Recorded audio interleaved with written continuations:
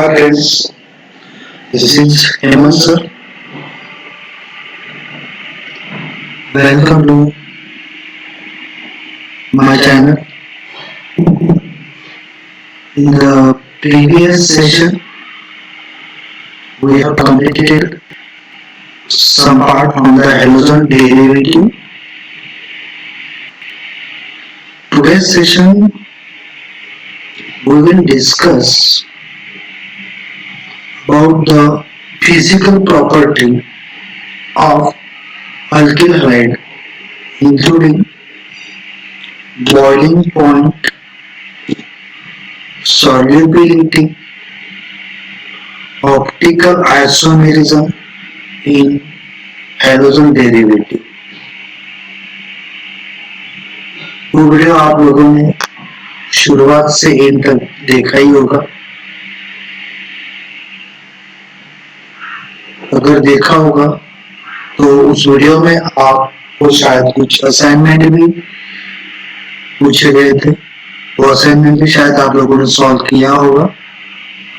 ऐसा एक्सपेक्ट करके आज का टॉपिक पे हम कंसंट्रेट करते हैं। आज के टॉपिक पे हम जनरली बॉइलिंग पॉइंट पे डिस्कस करने वाले हैं। बॉइलिंग पॉइंट एक्चुअली आप लोगों ने 11th के प्रैक्टिकल में भी देखा है और टेक्स्ट बुक में भी देखा है। Boiling point means the temperature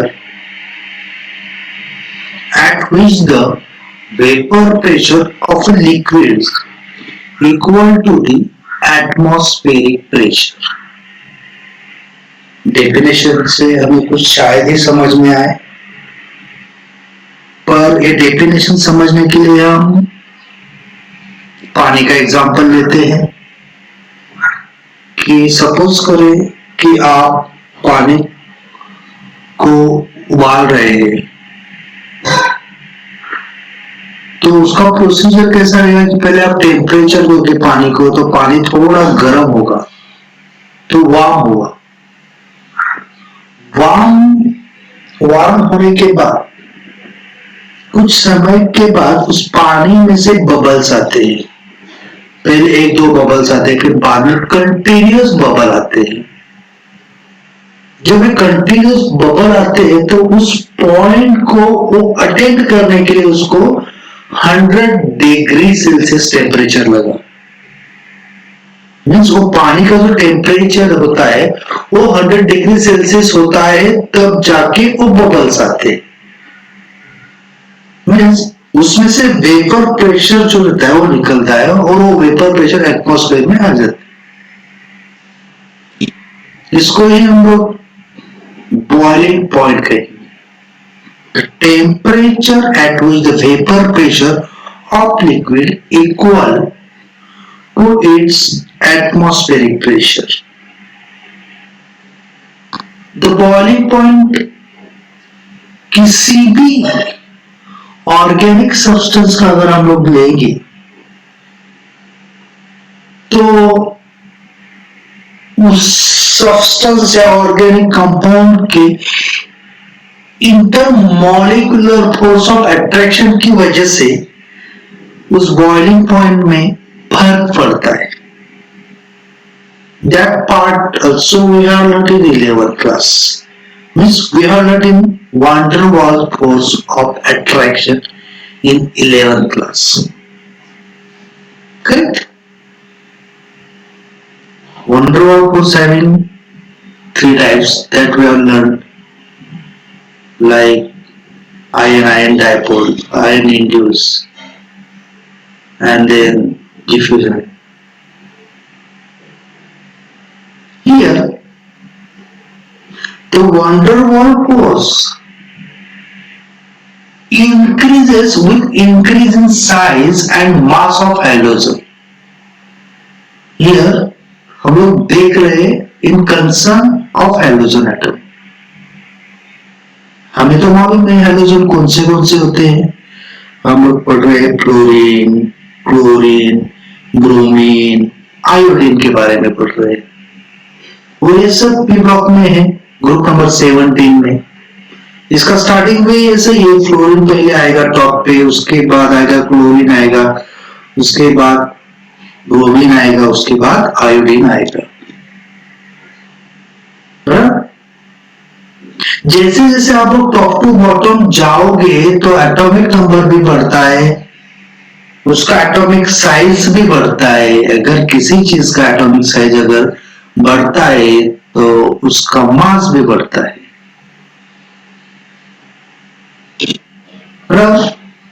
और किसी पर्टिकुलर मॉलिक्यूल का साइज और मास बढ़ता है तो उसका बॉइलिंग पॉइंट भी बढ़ता है, क्योंकि किसी भी, सपोज हम लोगों के सामने ये 4 एग्जांपल है, मिथाइल आयोडाइड दिया है, मिथाइल ब्रोमाइड दिया है, मिथाइल क्लोराइड दिया है, मिथाइल फ्लोराइड दिया है। उसमें इन चारों एग्जांपल में हमने मिथाइल ग्रुप एक कॉमन रखा है, यानी उसका जो मास रहेगा वो चारों में सेम रहेगा, बट हैलोजन जो दिए, एक में आयोडीन दिया है, एक में ब्रोमाइड दिया है, एक में क्लोराइड दिया है, एक में फ्लोराइड दिया है, इनका मॉलिक्यूलर मास अलग अलग होता है, इनका साइज अलग अलग होता है।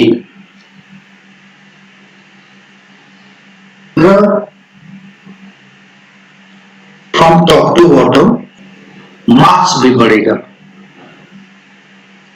जैसे जैसे आप 17 ग्रुप में जाओगे तो उसका साइज और मास भी बढ़ेगा। तो अगर साइज और मास बढ़ेगा तो वो उतना ज्यादा सरफेस एरिया कवर करेगा, और जितना ज्यादा सरफेस एरिया कवर करेगा उतना उसकी टेंडेंसी होगी वो दूसरों के साथ बॉन्ड फॉर्म करेगा,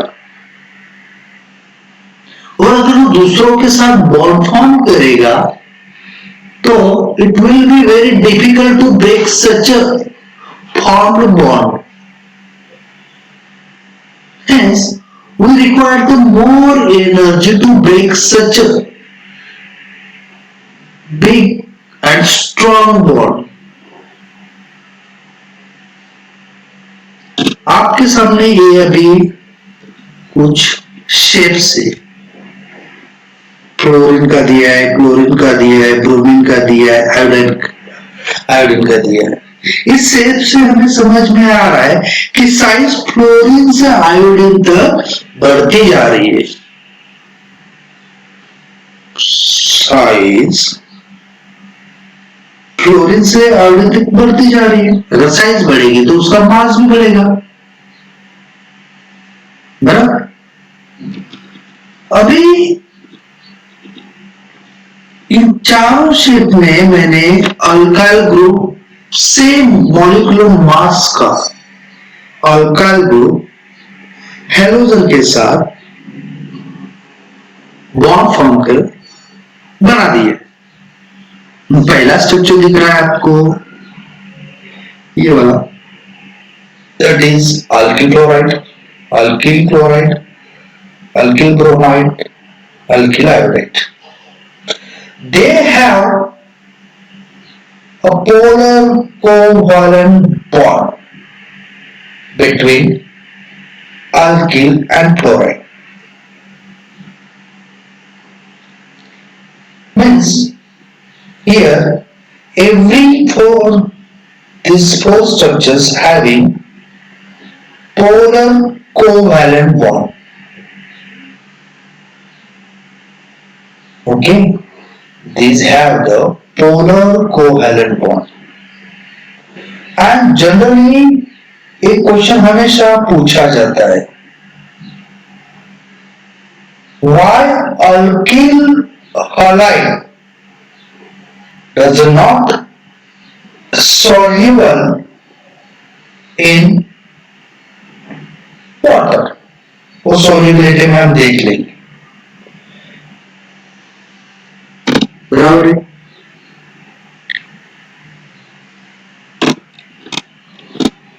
Here ये जो एरो दिखा रहा है, देखो जा रहा है फ्रॉम राइट टू लेफ्ट, ये वही इंडिकेट करता है कि साइज और शेप इधर इस स्क्रीन पे राइट टू लेफ्ट बढ़ता जा रहा है। क्लियर? आगे बढ़ते हैं। इन केस ऑफ कार्बन नंबर, इससे पहले हमने देखा था कि एक सेम कार्बन नंबर रख के, यानी alkyl same molecular mass alkyl का रख के बस हैलोजन बदल दिए, तो उसका इफेक्ट क्या हुआ? उसका इफेक्ट हमने प्रीवियस स्लाइड में हमने देखा कि top to bottom boiling point बढ़ता जा रहा है। और what happened in case of the carbon number increases?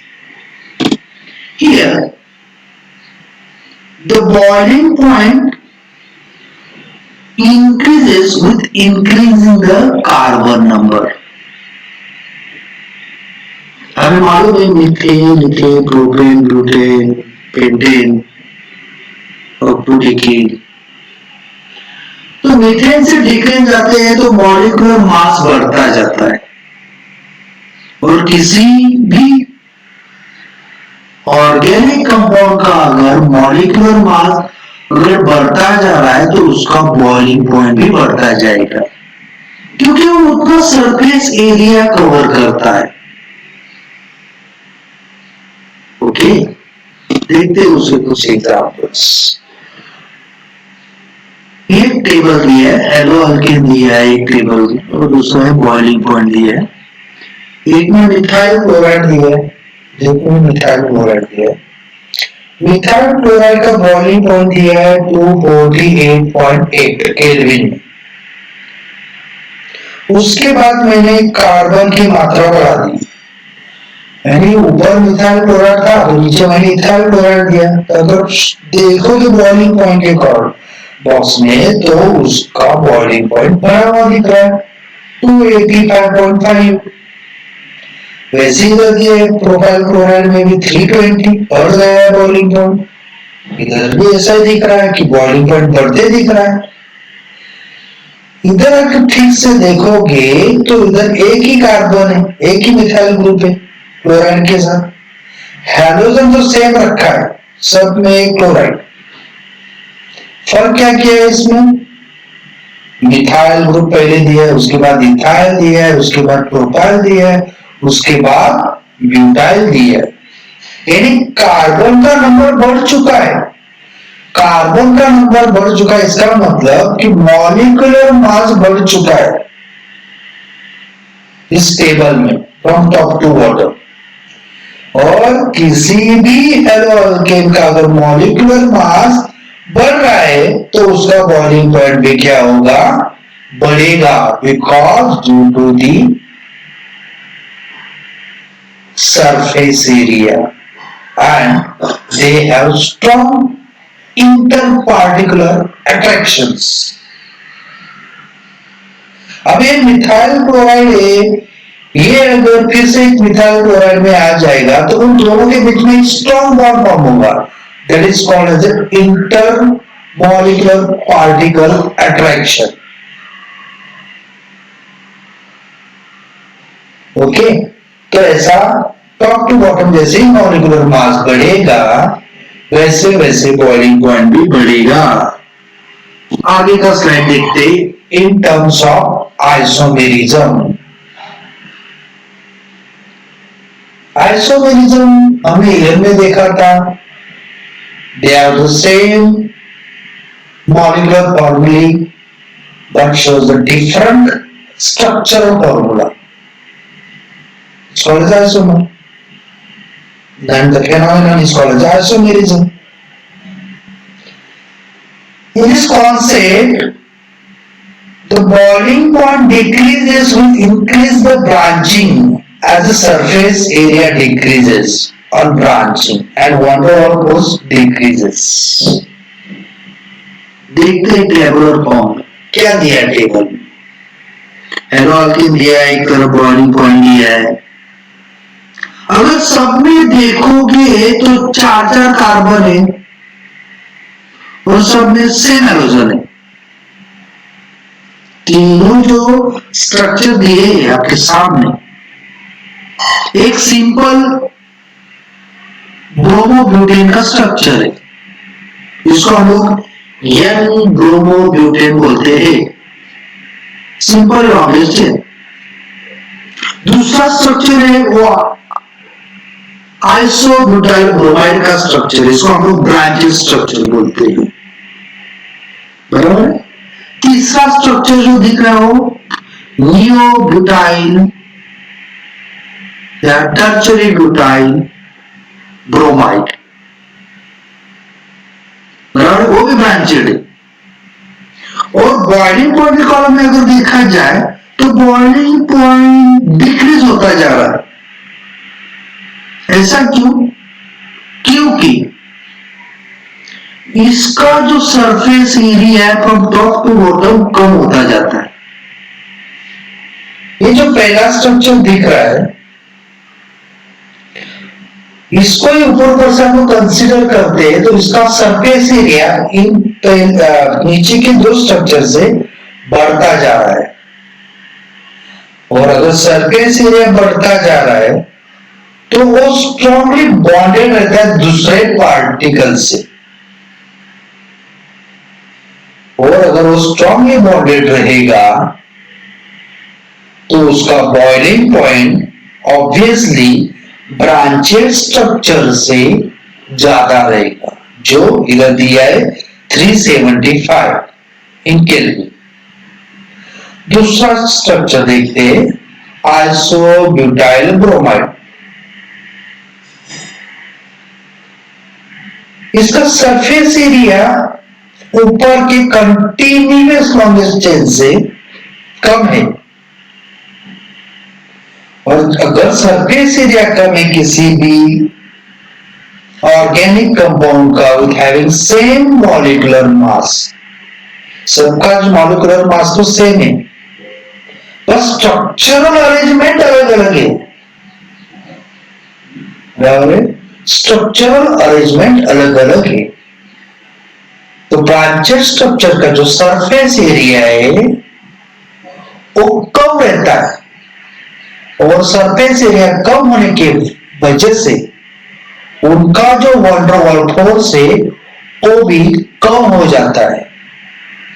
Wonder wall force means they have the particular type of the intermolecular attraction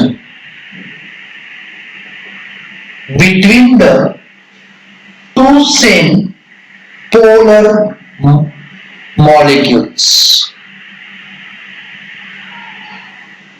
okay, तो उसका बॉइलिंग पॉइंट इधर दिख रहा है 364 केल्विन, जो ऊपर से कम है। नीचे का स्ट्रक्चर, इसमें भी 4 कार्बन है, इसमें भी ब्रोमाइड हैलोजन दिया है। फर्क क्या है? फर्क यही है कि इसका भी जो सरफेस एरिया है ऊपर के दो स्ट्रक्चर से बहुत ही कम है। तो ही लॉजिक के हिसाब से जिसका सरफेस एरिया कम है तो उसका वंडर वॉल फोर्स भी कम होता है, और किसी का वंडर वॉल फोर्स अगर कम होता है, जिस स्ट्रक्चर में कम रहेगा, जिस मॉलिक्यूल में वंडर वॉल फोर्स कम रहेगा, उसका बॉइलिंग पॉइंट भी कम रहेगा। आया समझ में? Means surface area is the major component and major property to know the boiling point. Getting? Okay, go ahead. Let's see the next slide.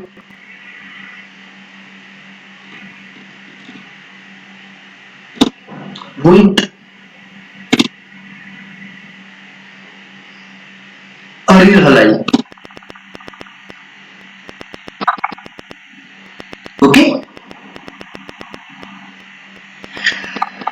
इसमें आपको डाई हेलोजन एरोमेटिक स्ट्रक्चर दिए, तीनों स्ट्रक्चर बराबर। एक है ऑर्थोक्लोरोबेंजीन, पहला नंबर का जो स्ट्रक्चर दिख रहा है वो ऑर्थोक्लोरोबेंजीन का स्ट्रक्चर है। दूसरे नंबर का जो स्ट्रक्चर दिख रहा है वो मेटाक्लोरोबेंजीन का स्ट्रक्चर है। और तीसरा जो स्ट्रक्चर दिख रहा है वो पैराक्लोरोबेंजीन। गौर से अगर देखोगे इन स्ट्रक्चर के बीच में मैंने एक डॉटेड लाइन ड्रॉ किया है। इन तीनों स्ट्रक्चर में एक डॉटेड लाइन मैंने ड्रॉ किया। इससे थोड़ा आपको नॉलेज आ रहा है कि बीच में से अगर मैं काटूं तो दोनों जगह पे सिमिलर आ रहा है क्या। अगर इस स्ट्रक्चर को बीच में से मैं काटूं तो सिमिलरिटी दिख रही है क्या, मिरर इमेज सेम दिखेगा क्या। अगर इस स्ट्रक्चर को मैं बीच में से काटूं तो मिरर इमेज दिखेगा क्या। तो बात की बात में डिस्कस कर दे, उससे पहले हम लोग देख लेते हैं कि बॉइलिंग पॉइंट में वही एरोमेटिक हैलाइड के लिए कि अगर मॉलिक्यूलर मास बढ़ता है तो बॉइलिंग पॉइंट बढ़ता जाएगा। ओके, पर इधर अगर मॉलिक्यूलर मास नहीं बढ़ रहा है ना सरफेस एरिया बढ़ रहा है तो भी बॉइलिंग पॉइंट और मेल्टिंग पॉइंट में इधर डिफरेंसेस क्यों। तो देखो बॉइलिंग पॉइंट दिया है ऑर्थोक्लोरोबेंजीन का 453, मेटाक्लोरोबेंजीन का दिया है 446, slightly decreases than the previous. Okay, तो पैराक्लोरोबेंजीन का मेटाक्लोरोबेंजीन से थोड़ा ज्यादा हो जाता है। मेल्टिंग पॉइंट का देख लेते, ऑर्थोक्लोरोबेंजीन का 256 आ रहा है, मेटाक्लोरोबेंजीन का 249 आ रहा है और पैराक्लोरोबेंजीन का 323 आ रहा है। यानी बॉइलिंग पॉइंट और melting point of parachlorobenzene is slightly higher than the ortho and metachlorobenzene because of its symmetrical structure.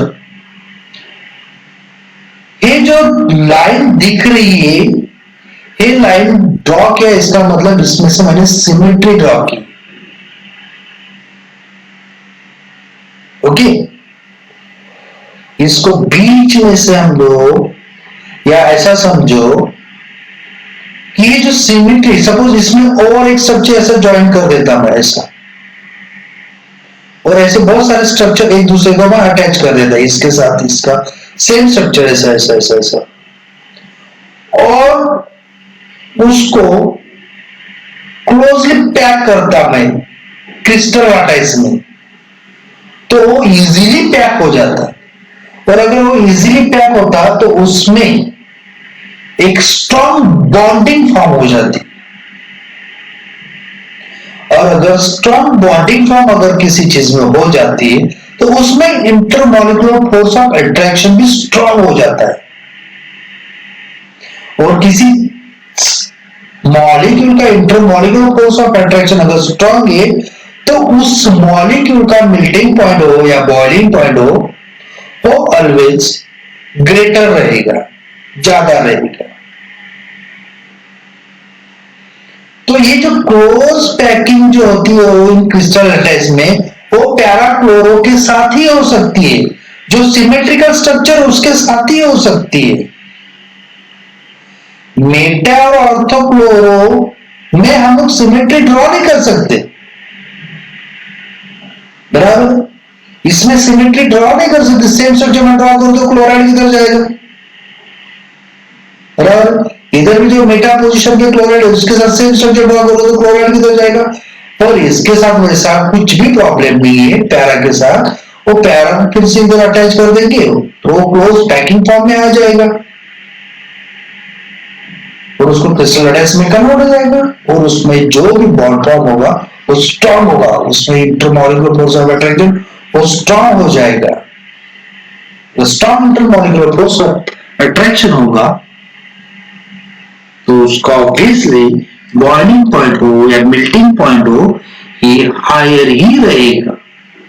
Clear? चलो आगे बढ़ते नेक्स्ट स्लाइड देखते हैं। चलो देखते हैं next slide, that is solubility.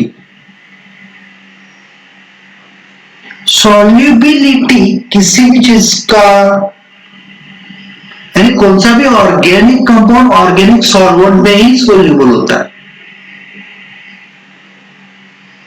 Solubility is the property of a solid, liquid or gaseous chemical substance called solute to dissolve in a solid, liquid or gaseous solvent. इधर in terms of अगर हम लोगों ने alkyl halide दिया, alkyl halide RX जिसको हम लोग बोलते हैं, उसमें पोलर कोवैलेंट बॉन्ड है। वो जो पोलर कोवैलेंट बॉन्ड है वो स्ट्रॉन्ग बॉन्ड है। They have strong intermolecular force of attraction which is not easily break. Okay? Even water भी एक polar solvent है। But alkyl halide are moderately polar. They are soluble in water. क्या कह रहे हैं देखो कि अल्किल हैलाइड वाटर में सोल्यूबल इजीली क्यों नहीं होता है, ये जनरली क्वेश्चन पूछा जाता है। Why alkyl halide is not soluble in water? क्योंकि alkyl halide have a strong bond, they have strong intermolecular force of attraction and water having also a hydrogen bond. So water having strong bond, correct? And here alkyl halide having also strong bond. तो दोनों जो bond है वो easily break नहीं होते। The bond of the alkyl halide is not easily break while adding the water in it because of van der Waals force of attraction and intermolecular force of attraction. Attraction between alkyl halide molecule is stronger than the attraction between the alkyl halide and water. Alkyl halide are soluble in non-polar organic solvent generally. Here, alkyl halide are insoluble in water but soluble in organic solvent. Diisomeric dihalobenzene have nearly the same boiling point, but melting point of this isomer shows variation. Because close packing efficiency in crystal lattice. Okay? So, let's see the next topic, that is optical isomerism in halogen derivative. इसके बारे में थोड़ा देख लेते हैं, ज्यादा detail ना जाते हुए थोड़ा ऊपर से देख लेते, उसका डिटेल में बाद में आने ही वाला है SN1 और SN2 में। ये जो स्ट्रक्चर दिख रहा है, इस स्ट्रक्चर का नाम है अकॉर्डिंग IUPAC 2-फ्लोरोब्यूटेन।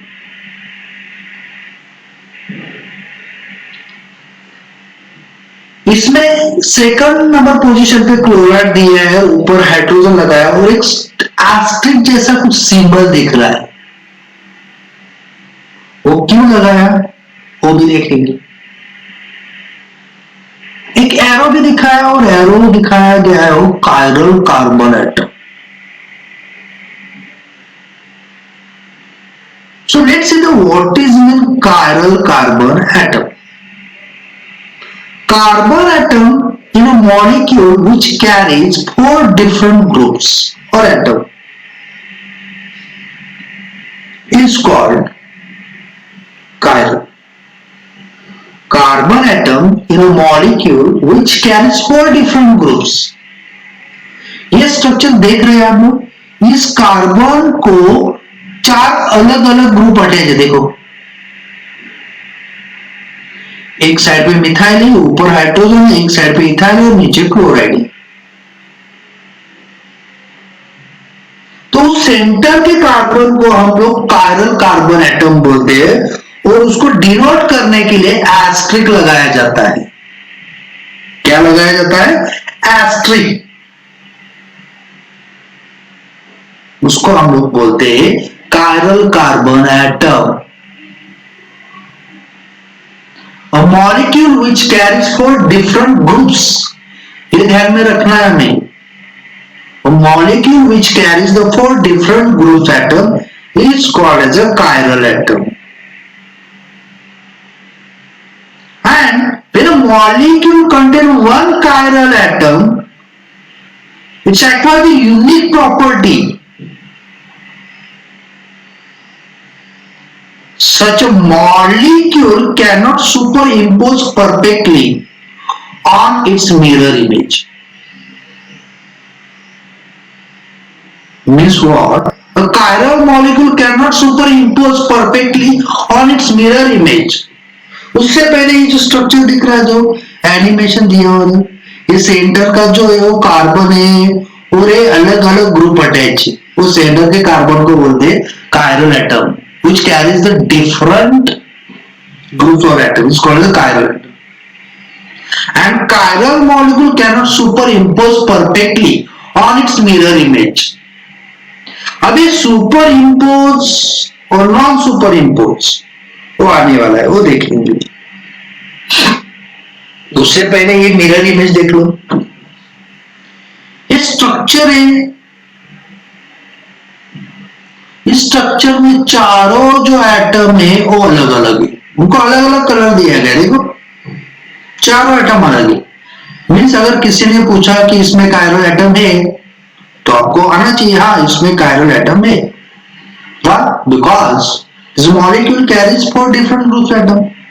अगर इसका मिरर इमेज यानी इस स्ट्रक्चर के सामने अगर मैं मिरर रख दूं, ऐसा दिख रहा है मिरर आपको, अगर ये मिरर रख दूं तो उसका स्ट्रक्चर आपको ऐसा दिखेगा. दिखेगा कि नहीं दिखेगा? यानी ये ग्रीन के सामने ग्रीन आएगा, येलो के सामने येलो आएगा, ये ग्रे के सामने ग्रे आएगा और ये रेड के सामने रेड आ रहा है. तो ये उसका मिरर इमेज आएगा.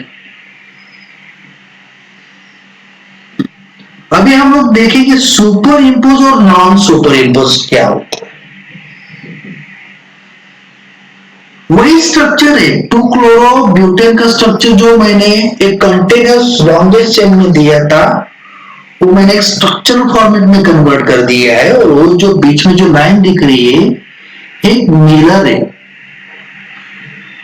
तो अगर इस स्ट्रक्चर का अगर मिरर इमेज देखेंगे तो आपको ऐसा दिखेगा. यानी मिथाइल मिथाइल के सामने, कार्बन कार्बन के सामने, ये क्लोराइड है, इथाइल है, हाइड्रोजन, बराबर. उसका मिरर इमेज ऐसा है. पर अगर उसको उठा के अगर ऐसा रखूंगा तो क्लोराइड के पास क्लोराइड आएगा क्या? हाइड्रोजन के पास हाइड्रोजन आएगा क्या? नहीं आएगा. तो उसको ही बोलते हैं non superimposable mirror image. क्या? Non superimposable mirror image. चलो ये तो मॉलिक्यूल है. मॉलिक्यूल से समझ में नहीं आ रहा तो उधर मैंने हैंड फॉर्म दिया है, बराबर. ये तो आपका लेफ्ट हैंड दिख रहा है और ये राइट हैंड दिख रहा है, बराबर. अगर इसको मैं उठा के इसमें डालने की कोशिश करूं तो थंब की जगह पे थंब आ रहा है क्या? थम की जगह पे थम आ रहा है क्या? नहीं आ रहा। फिर से देखते हैं, नहीं आ रहा। तो ये हुआ non superimposable mirror image. समझ में आ रहा है? फिर से देख लो, इसको बोलते हैं non superimposable mirror image. Obviously ये तो देखो, इसका मिरर इमेज तो दिख रहा है ना। अगर आप लोग लेफ्ट हैंड या राइट हैंड मिरर में देखोगे तो बराबर दिखेगा, और उसको ऐसे उठा के उसके ऊपर रखने की कोशिश करोगे तो वो इम्पोज नहीं होगा, सुपर इम्पोज नहीं हो सकता। तो उसको बोलते हैं non superimposable mirror image. Clear? देख लो फिर से। तो hand is the one of the example of the non-superimposable mirror image. Okay, आगे बढ़ते। इधर हमने यानी हमारा जो पॉइंट डिस्कस करने का था आज के इस वीडियो लेक्चर में, वो डिस्कस कर चुके हैं। आज हम लोगों ने देखा फिजिकल प्रॉपर्टी में, इन टर्म्स ऑफ फिजिकल प्रॉपर्टी में हमने देखा बॉइलिंग पॉइंट, दूसरा देखा सॉल्युबिलिटी, और थर्ड पॉइंट हम देख रहे थे ऑप्टिकल आइसोमेरिज्म, जिसमें हम लोगों ने देखा कायरल एटम किसको बोलते हैं और non superimposable mirror image कैसे आती है। ओके, तो उसके बेस भी आज का असाइनमेंट है आपके लिए। ये असाइनमेंट आपको जो दिया जाता है वो डे टू डे आपको करना है, और जो भी समझ में नहीं आ रहा है, आपको क्वेश्चन सॉल्व करने नहीं जम रहा है, तो आप पूछो क्लासरूम में, ताकि आपकी डाउट भी क्लियर हो सके। वीडियो आप लोगों ने अंत तक देखा है ऐसा मैं समझता हूं। अगर वीडियो अंत तक देखा होगा तो आप सभी क्वेश्चन सॉल्व कर पाओगे। Okay, so thank you being with us and keep watching every video and hit on subscribe button with bell icon to get the new video update. Thank you very much. Bye.